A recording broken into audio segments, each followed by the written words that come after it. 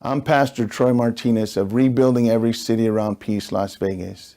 And if you could stop the next homicide, the next house that's filled with children that's going to be shot up because of some gang retaliation, that's what this faith-based law enforcement partnership is all about. Being on call 24 hours a day when our law enforcement officers need us to break that cycle of violence and death.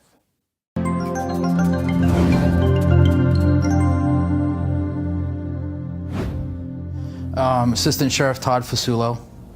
I've been in this role for going on a little over 3 years.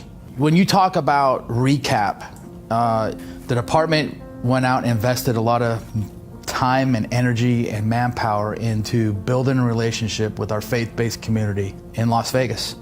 And we brought in people at the national level to come in and teach us how do we utilize and capitalize on the faith-based community when we have a significant crime-related incident where a loss of life has occurred, or maybe we didn't lose the life, but we had a shooting.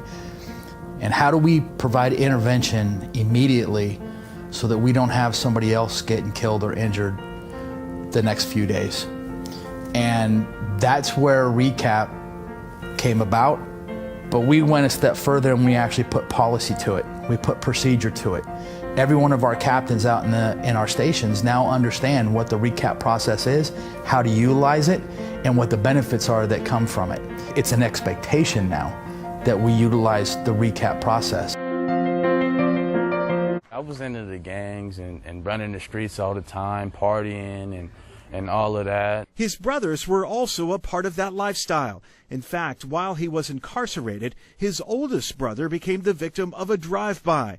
Now, more than 8 months later, he is still recovering at UMC from a gunshot wound to the head. The same night that my son was shot, they showed up and, I was looking like, wow, I just asked God, can you please send me somebody to talk to? I need to talk. Like a miracle, Candida says Pastor John Ponder and Pastor Troy Martinez arrived to lend assistance.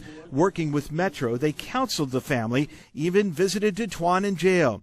And it was just in the nick of time. Because of the violent nature of the crime, they're making decisions whether they're going to retaliate and go out and cause another violent crime or homicide to take place. And so us being there at those critical moments is imperative. We just have to be there. Ditwan admits retaliation was his first inclination. Had it not been for the counseling, he says he'd still probably be out for vengeance.